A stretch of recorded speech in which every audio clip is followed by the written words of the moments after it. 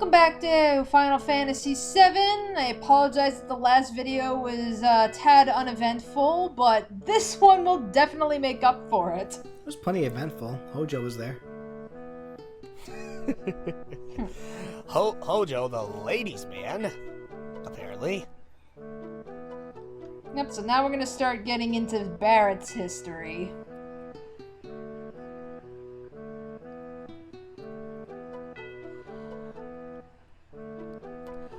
It's like what? It's like part of his backstory. All my fault and no one else's. What?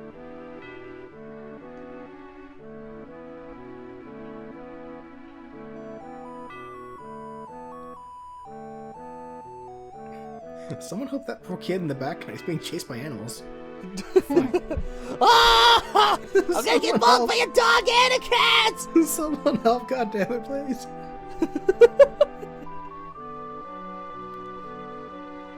I'm gonna take a wild stab and assume wait. Oh. Never mind? Wait, leave it. Does Barret still have both of his... Does Barret have both of his normal arms at this point? Yeah, this is a flashback. Yes, this is Flashback. Oh, okay. I was gonna say, because I look at his arm, and for a second, I thought, wait a minute, is that still like his Gatling gun arm? But then I look closely, and it's like, okay, I can see the brown at the very end of his hand. Okay. Yeah. Okay, it's like I was gonna say. I don't want my wife, Myrna. So Barret is married, too.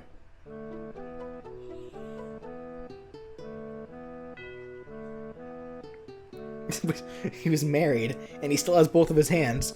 You know some shit's about to go down. Oh, shit. In case you didn't actually already notice, yeah, like, Scarlet, it's actually sitting there, too. Huh.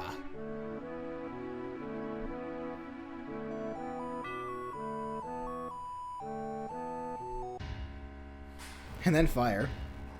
Oh, fuck. No, it's okay, guys. It's just a pre-rendered fire in the front ground. It's okay. It's not actually hitting us. Okay, which one of you idiots left the oven on? Your turn. Now, there actually is expanded canon regarding this particular event. It was just... the problem is, this was in what is known as Final Fantasy VII Before Crisis. Before Crisis was a Japan-exclusive game. It was a mobile game, actually. And it's a game that you're actually playing as the Turks. So you're getting a lot of Shinra information in that game. And one of the parts of that game does revolve into, the tragedy that happened in Corel. It's like, there is, so it's like, I'm not gonna go too much into that yet, just because, obviously this isn't the whole story, so I'll wait until we get the whole story before I go into the expanded canon, because, like I said, Before Crisis was Japan exclusive, so we never got it. So, pretty much... the only way you can get that kind of knowledge, I would imagine, is like you gotta look up Final Fantasy wikis. Yeah, I feel like I have a feeling that everyone feels really blue-balled right now. It's like there was an argument with Shinra. The whole town was on fire. The end. Let's go to the amusement park. Yay! You know what? I could totally see that as being Barret's way to like trying to make everyone forget. My past sucked. Let's go have fun. Anyone want to ride on the roller coaster? Alrighty, so yes, the gold saucer. God, I'd be shitting my fucking pants on this ride here. I'm just gonna warn you. Way later on in the Let's Play, like when we get to Disc 3, I'm gonna be living here. Okay. Who the fuck I'm just like, my god, this city is like literally on top of the Earth's atmosphere. Yeah, this isn't a city. This is an amusement park. Oh. Well, whatever this thing is, it's like, god damn it, this ungodly high up. It looks like a giant tree, too, interestingly enough. Kinda does, yeah. And I love the music here. I mean, it literally sounds like it's coming right out of, like, the Electric Light Parade at Disney World. Oh, God. I'm dead serious. I mean, it's like, you know, do like a YouTube search. Like, do a YouTube search for the Electric Light Parade music, and it sounds so similar. Oh my God, a fat chocobo! Alrighty. Come on, Cloud. So- Give me a huge chocobo as a prize. Okay, Yeah, Tifa, so- I suppose. Alrighty, so basically, I'm gonna go through a little bit of what you can do here in the Gold Saucer, because there's a lot you can do here. But in the grand scheme of things, there's only, like, in terms of this Let's Play, there's only gonna be a few reasons why we'll be coming here. Wait. Oh my God, is this chocobo racing? Yes, this is where Chocobo Racing is. Yes. Narrate's want- down for this shit. Yeah, I would too. I mean, it's like, this is like going to fucking Disneyland. It's like, surprisingly, the one of the biggest things that I remember from watching like that very abridged walkthrough from that Game Brain video. Yeah, it was this. Yeah, the chocobo racing. Also, I feel like this is a point where yeah, exactly. Thank you, Tifa. Where Aerith kind of steps over the line a little bit. Like, clearly Barrett's in a bad mood, and she's probably just annoying him more than anything else. Yeah. Aerith.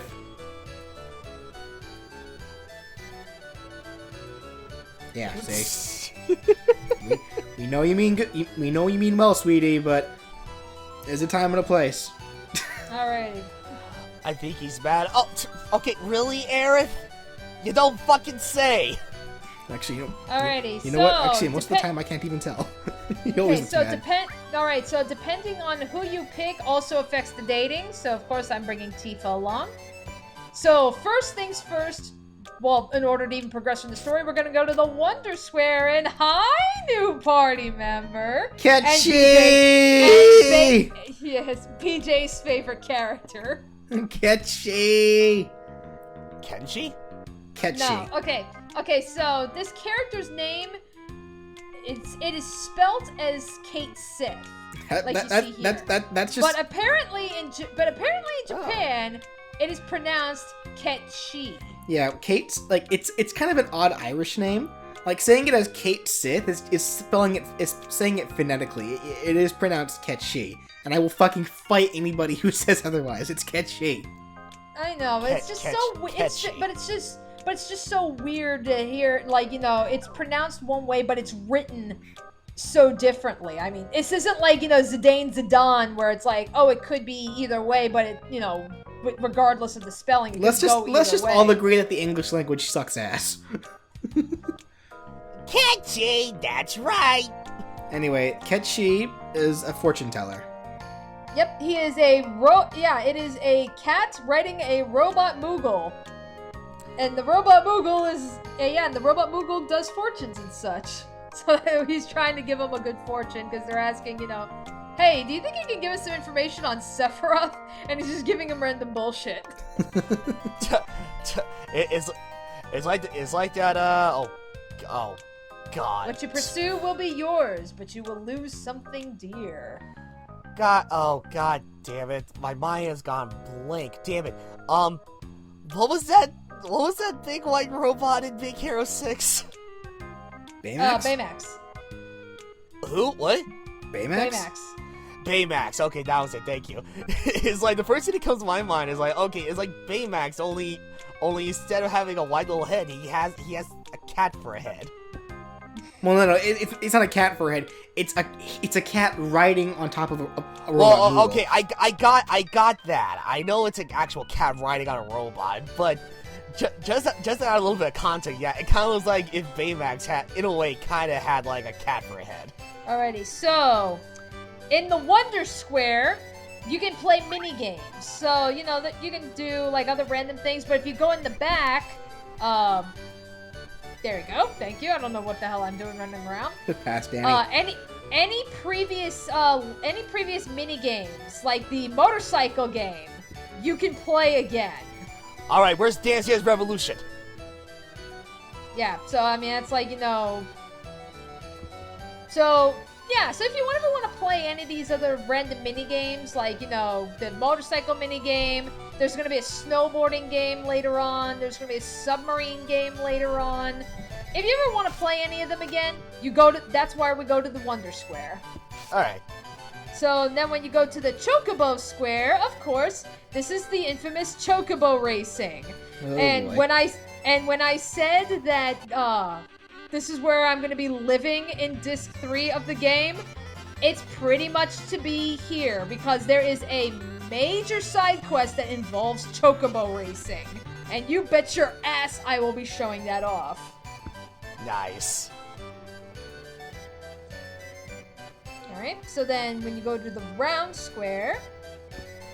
I gotta say, this whole area in general is a nice change of pace, considering everything we've seen up to now. Like, you know, we've had the tragedy in Midgar. You know, there's been lots of death. People we've grown attached to.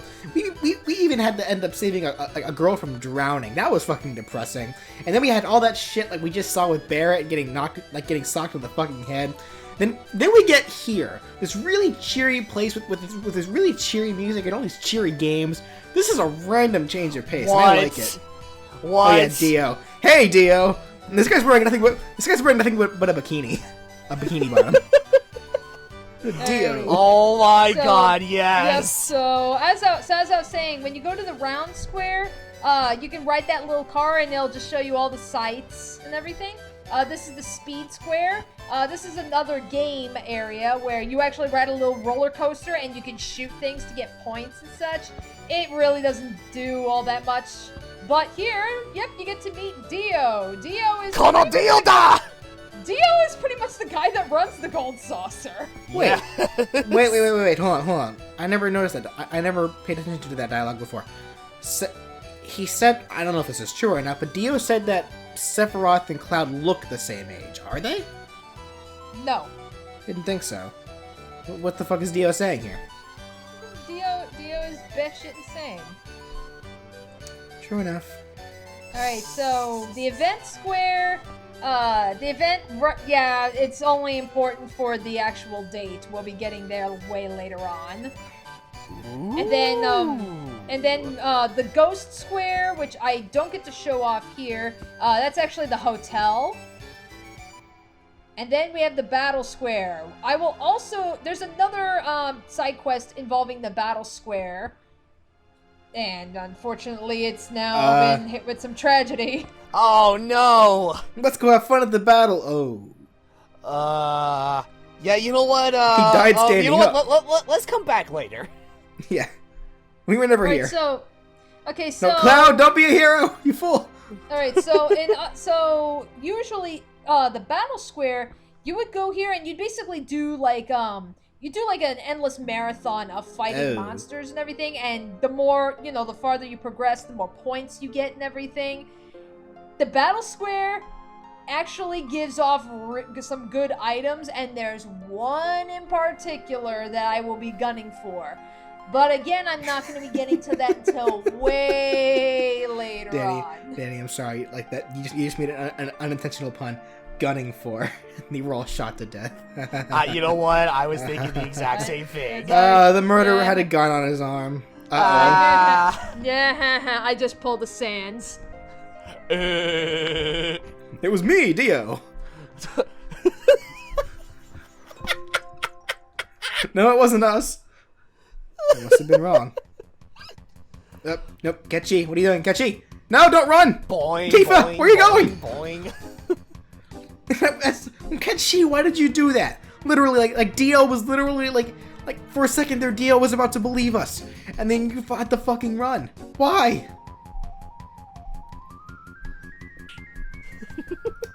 Actually, you know what? In hindsight context, I think I know why, but I'll save it for later.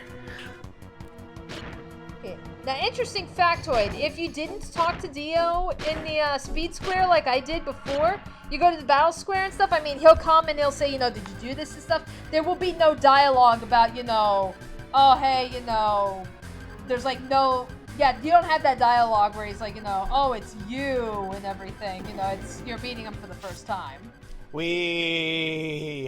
Yeah, Yeah, so this is what Dio does with the troublemakers at Gold Saucer. He sends them down to the quicksand pits.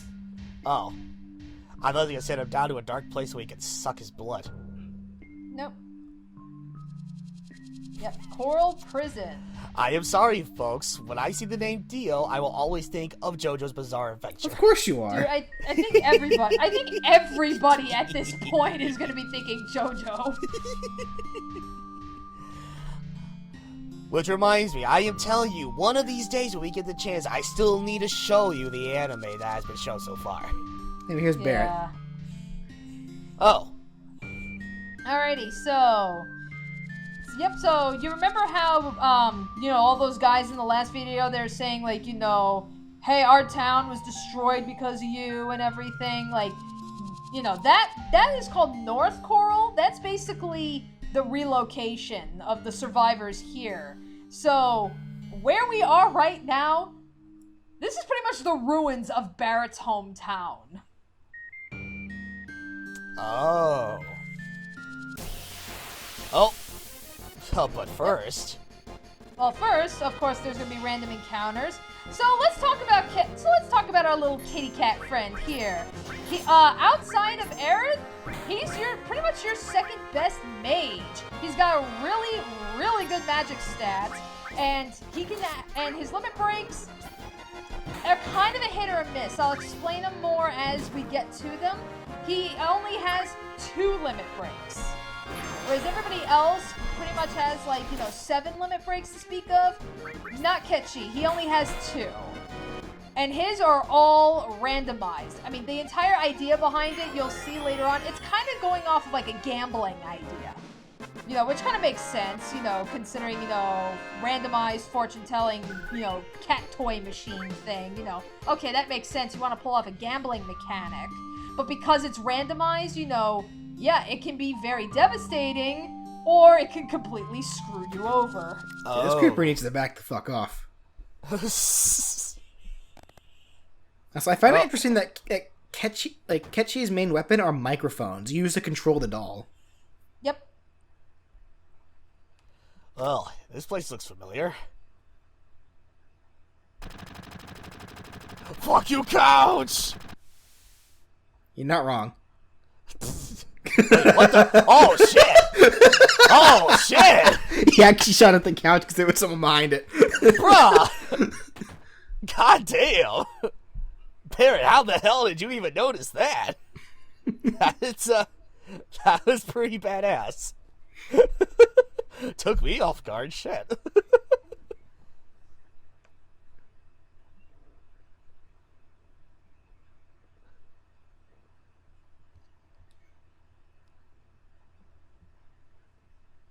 No, there's another man with a gun for an arm. Oh, sweet. Sweet. I was curious to see if they were gonna get into detail about that. How Barret got his gun for an arm. Yep, you're actually gonna be getting that right here. Nice. Now, here we have this purple-haired man that we met earlier. This is Dyne. Yeah, this is the guy that, when Shinra was saying, they're basically saying, let us build a reactor in your city and, everything will be better for you. And everybody was like, well, we're dirt poor and nobody's really using coal anymore, so why not? And Dyne was the one that was saying, no, I'm not going to give up the coal mines because, we've been tending these mines for generations. We can't just give it up. But he ended up getting convinced into doing it anyway. And this kind of goes into the before crisis stuff. Because there was a major accident. The game here it's described as an accident, but in Before Crisis it was deliberate sabotage at the reactor. Oh my god. Dance. Hello, my baby. Hello, my honey. Hello, my ragtime gal. Damn, Barret has some great reflexes. Shit. Well, it's a good thing I've been playing a lot of that Dance Revolution.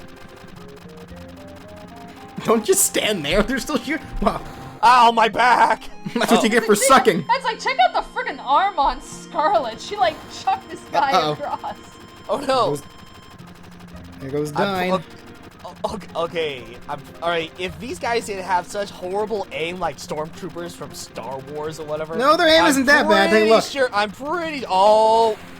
No! Oh. And that's how Barret lost his arm. It got shot off. Maybe not shot off, just shot to the point of where it couldn't be used anymore. Oh, okay. No, my best friend! Oh, wait. Ah! Son of a... Ah! Jeez. Kind of does make you wonder what will be on his mind at that point. Ow, my hand! Oh no, my best friend! Ow, my hand! Yeah, as Aerith brought up here, like as I'm sure you noticed, Ryan, Dyne also got shot in that area, which by process of elimination.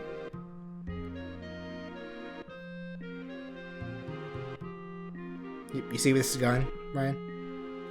I think? Where do you think this is going?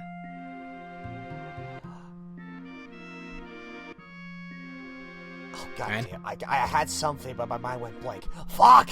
Okay. Barret said there's another man running around that also has a gun for an arm. And as we just saw... I got that. Yeah. And as we just saw, we saw how Barret, lost of his arm. He lost his arm because he was holding on to Dyne's hand. Yeah. Barret's hand and Dyne's hand were they were collapsed. They were held together, and Barret's hand that was holding Dyne's hand got shot, which would mean that Dyne's hand also got shot, which means so Dyne is that other man who has a gun for an arm. There you go. Okay, all right. I had it for a moment, but then my mind went blank on me. I'm like, God damn it. Also, something you should probably mention, Danny, that I noticed you didn't mention, the new materia that comes with Cait. Yeah, so he comes with 2 materia. He does come with a transform, so that's why when I was saying, you get a better transform one, because the one that he's got actually has some AP on it. So if you feel like ever using it, use the one that he got. But the better one that he's got one of the most useful materia, and it's the command materia Manipulate. So Cait here can actually manipulate enemies in combat. Well, anyone can as long as they have it on them. Yeah. But it's like the Manipulate materia. This is pretty much vital if you're going to be going for all of the enemy skills, because I swear like half of the enemy skills in this game can only be obtained by manipulating enemies. So like you see that guy that's facing away and is like kind of like going in and out of his blue. So that guy is manipulated.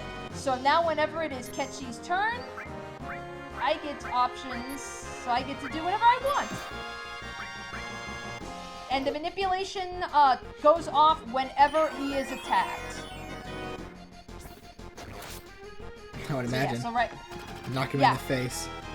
Yeah, because there's going to be some enemies that we come across where, they'll have an enemy skill, but, maybe they won't use it, but you still manipulate them to get that enemy skill. Oh, goddamn. You're laughing at Cait's animation.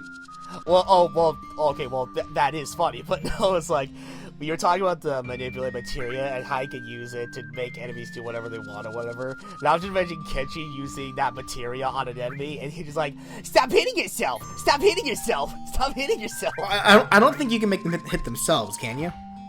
Yeah. Oh, you can? Okay. Yeah. I mean, that's like, you can manipulate them and be like, okay, I'm going to have this attack, and I'm going to have you burn yourself. That kind of shit. That would be something Cait would do. Not necessarily. Cait's a bit of a goof, but you'll find out. he can be a rather serious character. He's That's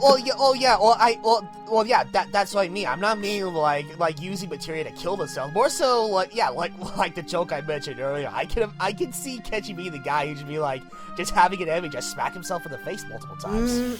Not really. Not Kenshi. I can see Yuffie doing that, and then another character we'll be getting later on. Like if they had manipulated on them, not Kenshi, and like we'll see why that is later on. Like he plays it up, like he'll be hammy, but there's a reason why. So we'll see why when we get around to getting more character development of Kenshi. Yeah, it's like he may seem like a random comedy relief character, but you'll see what he actually is later on. Oh, okay. All right. Okay, so going through Corel Prison here. You have to turn right there. So if you follow this path, this will actually take you to Dyne. But first and foremost, specifically in this area, these guys here, they have another enemy skill on them. Meanwhile, the doll is just hanging. Now I can't see if the doll is just lazing around like this. I can't see Kenshi going like work, you goddamn doll, get up. Well, it's because he was paralyzed. Yeah. Oh. So yep. So when you manipulate this dude, Death Claw, laser. Pew. Ow! Ow! Ow! Ow! Whoop. Yep, so the enemy just skill. fell over. So, the laser, it reduces an enemy's skill HP by half. Oh, so it's like Super Fang in Pokemon. I suppose, yeah. And here's his first limit break, dice. Go, dice roll. Yep, so throws dice, and whatever the number comes out as, multiplied by 100, and there's your damage. And naturally, the higher leveled Cait that he is, the more dice he'll throw out. I think he'll throw out like a maximum of 5 dice, I think, but he's got to be like level 50 or something to do that. You almost said Cait Sith, you monster. Force a freaking habit. It's catchy. But that's the random element, because dice, but what the numbers are completely randomized. So I mean, if you're lucky, you can end up dealing a lot of damage. If not, you're gonna do shit. Anyway, Dyne.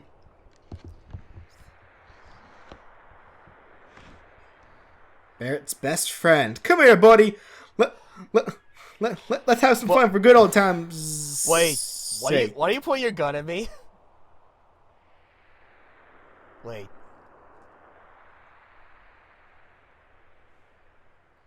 Eleanor? I didn't mean... Eleanor was Dyne's wife. Oh. What? So, why is Dyne mad at Barret again? Because he dropped him? It wasn't his fault. No, Dyne's pretty much gone insane. Not true. I mean, he did fall kind of far. Yeah, considering everything that happened, I mean, it was like, he lost the town, he lost his wife, he lost his arm. I mean, he's pretty much felt like he lost everything. So at this point, he just wants to watch the world burn. We also get, well, I mean... Ah! My leg! My leg! Also, I'm always wondering about, was Dyne shooting Barret, or was he just shooting at the ground by Barret? Probably the ground. Yeah, for the direction of where he was pointing his gun, it looked like he was just shooting the ground. Barret was flinching, so I wasn't for sure. But plot twist, though I think it was kind of obvious at this point, Marlene is actually the daughter of Dyne. Oh, what? Yeah, so Barret's daughter. So after everything that happened, Barret, he went back to town to try to find survivors, and he found Marlene. Marlene was a baby at this time, and he found Marlene still alive, and he took her in and has been raising her ever since. Now, I forget. I know Barret was married. Did he have a kid? No. Okay.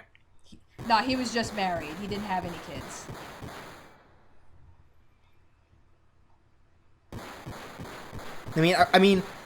unfortunately, unfortunately to make this kind of comparison, like just because of skin color, it was obvious that that Barret adopted Marlene. It's just now we figured out where she came from. Right. Yep. Also, so Dyne's a tall motherfucker. Yeah. One-on-one. Yep. So this is where I was saying was, if you've been using Barret up until this point, this fight should be a breeze. If you haven't, just make sure you've outfitted yourself with the proper materia. So make sure first and foremost that you have a healing materia, because you will be taking a lot of damage. Because Dyne's the kind of character where the more HP you take away from him, the stronger his attacks become. Desperation. And if you are not careful, he can easily take you out. God damn. I never noticed this before. Dyne's really tall, because Barret himself is already like 6 foot something. Like Barret himself is really tall, and we're looking at here, Dyne's a little bit taller than Barret. Yeah. Wow. Which is odd, because in the overworld sprites, it looked like Barret was bigger. Yeah. Now, so with Dyne will always attack twice before Barret gets a chance to do so. So, pretty much, a viable strategy is to just take the hits and just attack them with your limit breaks. That's a viable strategy. Needle gun. Yeah, because one shot Yep. brings it up like barely, like almost a half. Yeah, so it's like he will always attack with needle gun, but then immediately after needle gun, he will use another attack. So right now he's using S-Mine. And then once we drain some more hits, he's going to be using another very strong attack.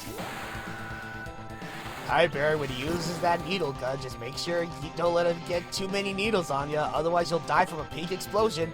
You see, I wonder what this fight's gonna look like in the remake. Like, I imagine that they're actually gonna be running around and shit, like firing bullets at each other as they're running in circles. Yeah. Oh yeah, I imagine this would be a major strafing fight. Because right now, I imagine it's just like the two of them are just standing in place, just shooting at each other. They're shooting at each other. It's kind of boring, to be honest. No, like to make it even more badass, just have them shoot at each other constantly, and every single bullet collides with one another. Yeah, you know what I mean. Kind of like if you guys saw the death battle between Deadpool and Deathstroke. Yeah. Wade and Slade. Yes. Yeah. Well, that's it though.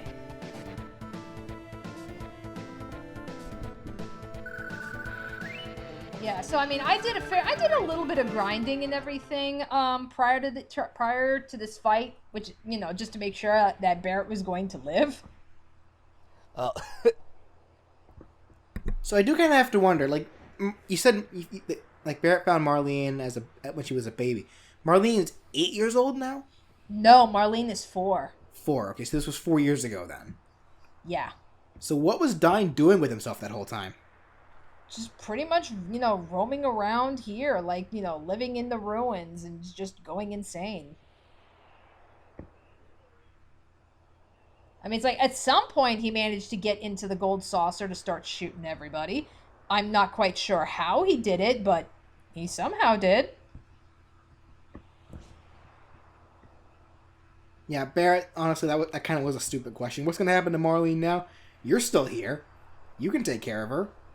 I'm pretty sure Marlene has, like, no emotional attachment to Dyne right now. Probably never will, unfortunately. Yeah, considering that at the time, Marlene was still a baby. Now it's like, years later, yeah, she probably wouldn't have any attachment to Dyne. Okay, yeah, there you go, 4. No.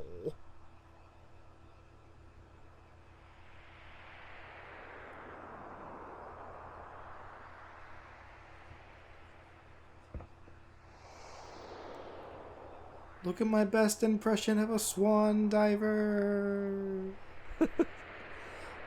But they don't tell you it was Dyne was voiced by Polka and Amryn. Oh, so Dyne was voiced by a girl. Except Dyne actually dies. That's the difference.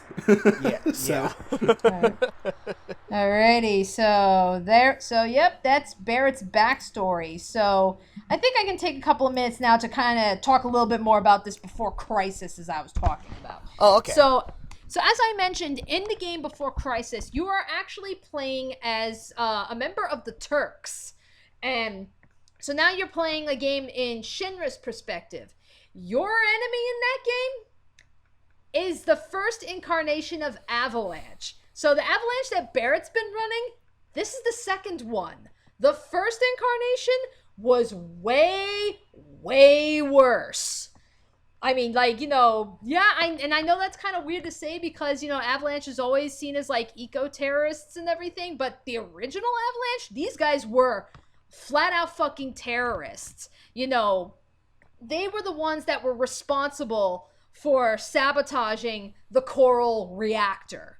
Like I said, in Final Fantasy VII, they said there was an accident and it was blamed on the people in the town, and that's why the army went in to eliminate them. It was actually because of the original incarnation of Avalanche. So in a really odd, weird twist of fate, Avalanche was responsible for Barret losing his hometown, losing his wife and everything, and yet at some point, he actually ends up with Avalanche in his hands. Huh. Does he ever find out about that? I'd have to double check on that one. Like I said, Before Crisis was Japan only, and my knowledge is pretty much just to what I remembered reading on the wiki. Okay. That's why I'm kind of surprised with, if anything, like, how Square, how they've been, like, so fucking obsessive with porting every fucking thing Kingdom Hearts related to get ready for Kingdom Hearts 3. Yeah. I'm really surprised that they haven't done that with Before Crisis, because we've gotten damn near everything else with the Final Fantasy VII universe. I mean, we got Advent Children, we got Crisis Core, we got Dirge of Cerberus, but another vital game to it, even if it was a mobile game, even though it was a mobile game, they didn't think like, okay, why don't we remake this? Let's remake it into a console game, and let's have this be available in North America too. That never crossed their minds, apparently. Maybe they'll incorporate it somehow in the remake. I can only hope so, because, I mean, it's like, it's like I said, the original Avalanche and everything, it's like, okay, now you're talking about, you've got people and events that are actually affecting, important plot character points and everything. And it's like, it's not the only one either. I mean, there's a lot of things that, like, that happened in Before Crisis that link back up into Final Fantasy VII. It's just, this was really the first time, really, that I kind of felt like I had to talk about it, because there is more to that story. All right. All right, so with that out of the way, we are, so we're pretty much done with the Gold Saucer up until this point. There's a couple of things we still got to do there, and then we will be moving on. So we will see you all there. Okay. Later.